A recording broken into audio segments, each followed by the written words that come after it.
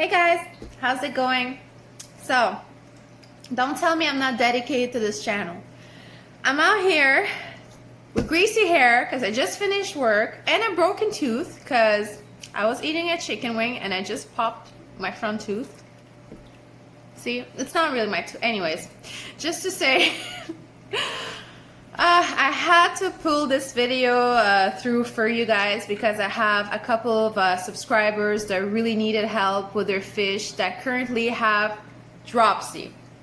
And it's a very difficult subject because there's so many reasons behind it. And even though I totally look like nothing and I got a broken tooth, I decided I gotta record this for you to help you out because time is ticking and you guys need to know what to do. So, if you're new on this channel and you don't dislike my face too much, don't forget to subscribe, hit the bell button to get my latest notification. I put out videos about once, twice a week, depending when I have time, because I have my business AquaZone Aquarium Services, and that's what I do. I provide aquarium services on the daily. So just got back from vacation and I saw a few of my subscribers needed help with their fish, especially betta fish that had dropsy. So I decided to make a dropsy video. So what is dropsy? Basically, dropsy is also called pineconing. It's basically the body of the fish enlarging and the scales pineconing outwards.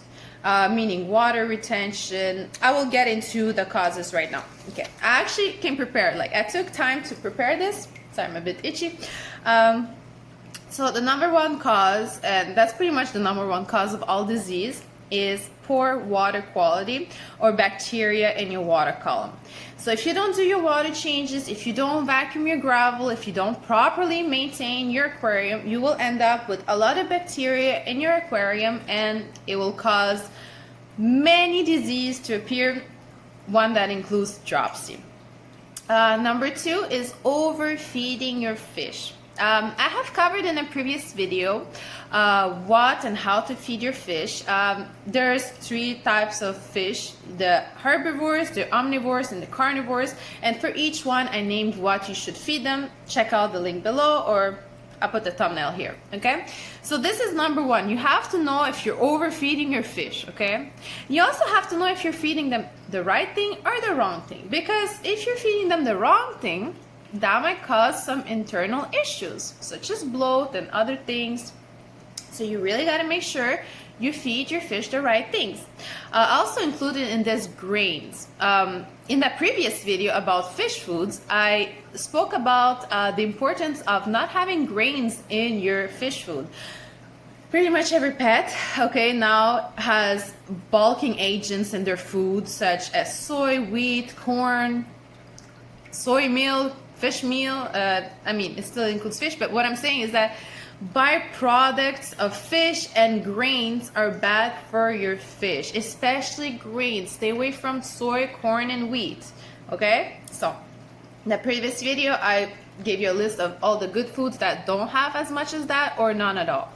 So stay away from that and make sure to match the dietary needs of your fish. Also, one of the causes could be that your fish is a female and she is egg bound, meaning unable to push out the eggs naturally, or not a male in the presence, so she's stuck with the eggs inside of her. For that part, there's not much to do except manual extraction. I should make a video actually about egg bound fish and what to do with them, but for this video we will not cover egg bound fish. Also, if you are medicating your fish for another ailment, too much medication can cause your fish to have organ failure, resulting in the symptom dropsy. I should have said that in the beginning. Dropsy is not a disease, it's a symptom of a problem. So dropsy is just a visual problem that you see, but it's not an actual disease because there's so many causes for it and there's so many ways of assessing it. So make sure you find what it is and let's go on with the causes. Medication, over medication. Some fish will not be able to tolerate some medication. If you think you're doing right and you're overdosing, or you haven't read the packaging well, this could result in organ failure, dropsy being the cause, and boom, it dies. If you want to over medicate because you think it's gonna act faster, it probably won't. Praziquantel or Prazi is one of the medication you can sometimes overdo, but you should not overdo any medication. Just read the label, measure how much water volume you have in your tank, meaning if you have 50 gallons worth of decoration inside of a 100-gallon tank, let's say a cichlid tank with full of rocks, well, deduct that from the dosage that you put into your tank. Otherwise, you'll be over medicating and your fish will die of organ failure. So yeah, my next point is organ failure. Not just medication causes organ failure, other things such as old age. By the way, these causes could be combined. You can have organ failure from overfeeding too much, leading to the next one, constipation. You overfeed too much, you have presence of bacteria in your tank, you cause your fish to constipate, then you try to treat it with a medication, organ failure all around. So constipation was the next one. Also, when you're trying to medicate with salt, if you oversalted, too much salt in a freshwater tank will result in dropsy, water retention, bloating, because salt basically sucks in the water into the fish, and they ended up like this. So too much salt, not good, especially for scaleless one. Plecos don't tolerate too much salt. So if you want to do like heavy salting in a guppy tank and you have plecos in there or other catfish or any other fish, then live bearers that can tolerate higher salt, remove them. So wow, this is covering a lot of things at once, this video. Another one is parasites. So whether the parasite has died naturally inside of your fish, causing infection, bloat, and your fish is unable to pass it, or if you're treating for parasites, then the parasites have a hard time getting out of your fish, same result, bloat. So parasites can cause bloat and resulting in dropsy. So whether it's too much parasites inside causing the infection, whether the parasites have died inside, whether you're trying to medicate for parasites and the parasites couldn't pass, just a little clue, if you're medicating for parasites, internal parasites, make sure to add some Epsom salt, 1 teaspoon per gallon, because it's a laxative. So if you want your fish to pass the parasite, make sure to make it poop the parasite. All right. Before we get to the treatments, I want to cover with you guys what fish are the most prone to getting dropsy. And I mean, 27 years of experience, I have seen it all, and I have a little list up here of the fish that are most prone to getting dropsy. Brace yourself. My last 2 subscribers that had this problem, you will recognize yourself, I'm sure. Betas. Betas, number 1 on that list of dropsy. 90% of betas I see die of dropsy. I should make a separate video about that, why they die of dropsy. But anyways, check their food. So number 1 is betas. Second is goldfish, especially the balloon varieties. Not so much seen in the comments, but any fancy goldfish is 100% more prone to bloat and dropsy. So make sure you feed them well, make sure not to feed them too much, and check if they're getting distended, because dropsy is not to be messed around. They could drop dead within a day or 2. So earlier you catch it, better chances of survival. Number 3 on the list is platy. Platy, mollies, sometimes guppies. Guppies less, but starting with platies is really, I've seen so many platy and molly, especially the balloon variety, that get dropsy and just die. And if it's an infectious dropsy, like caused by a bacteria, remove the sick fish like right away. Take it, put it away. Seriously, any fish that you see have dropsy, you gotta take it out right away and medicate in a separate tank. Unless your whole tank is full of fish with dropsy, then leave it, but I suggest removing your fish with dropsy right away. Parrotfish, another genetically modified fish. The parrotfish, a little balloon red fish, balloon red, short digestive tract, things can get stuck inside, so it's mainly why balloon fish have all these dropsy issues, bloating issues, because, sorry, my laptop just opened, because they have a compressed abdomen and their digestive tract is so short and all messed up inside. If you look at the anatomy, the internals of one of those fish, you'll realize how messed up it is compared to normal fish. And I find, well, actually my point number 4 was balloon fish. All balloon fish are prone to dropsy and bloat and other intestinal issues, because it's unnatural. We're trying to create midget versions of what we want, and it shouldn't be like that. Midget, not in an offensive way, okay? No one get offended by midget. I'm talking about fish here.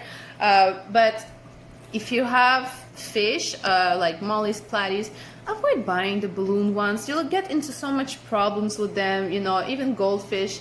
I know fancy goldfish, some are okay, like the shambunkins, the more elongated ones.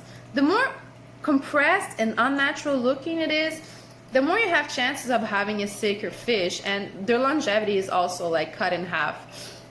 I mean, just actually, yes, the point number 6, Flowerhorns. Look at what happened to Joey, the do-it-yourself guy.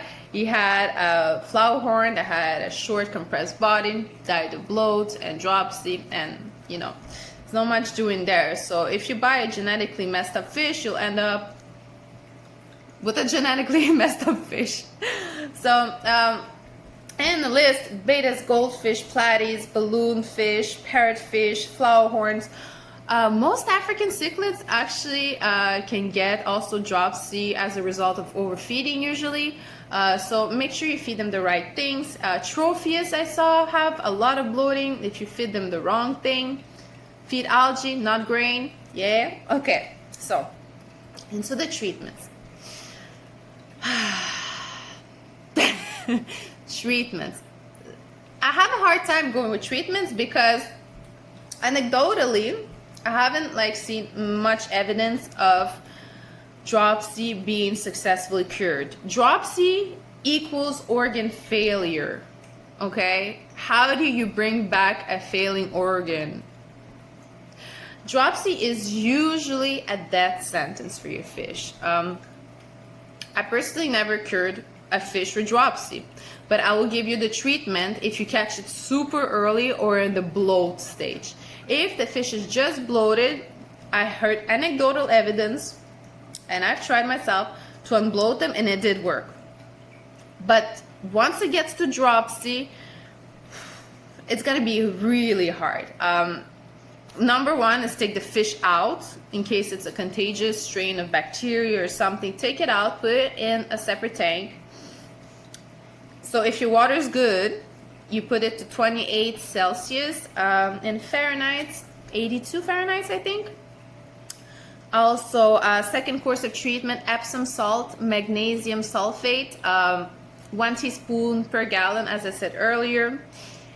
If you have access to broad spectrum antibiotic, pretty much any broad spectrum antibiotic, because you don't know which strain of bacteria you're having in their gut, that could work. Minimum course 5 to 7 days. I heard one anecdotal evidence on my client, hi Matthew, that he had a fish and he used antibiotic for his teeth, and he put it in the water, the whole pill, and it unbloated the fish. I haven't seen it, but I heard it, so maybe. So broad spectrum antibiotics, Epsom salt, magnesium sulfate, and warmer water to speed up the metabolism. And good luck. But the smaller the fish, the more the antibiotics won't work and will just result in organ failure, because antibiotics are very hard on fish, and unless you're microdosing, you're gonna give them organ failure. So they're already in organ failure, so you're just speeding up the process. So yeah, I'm trying to find more solutions to dropsy. I personally hate dropsy. It happened to me a lot with betas, unfortunately.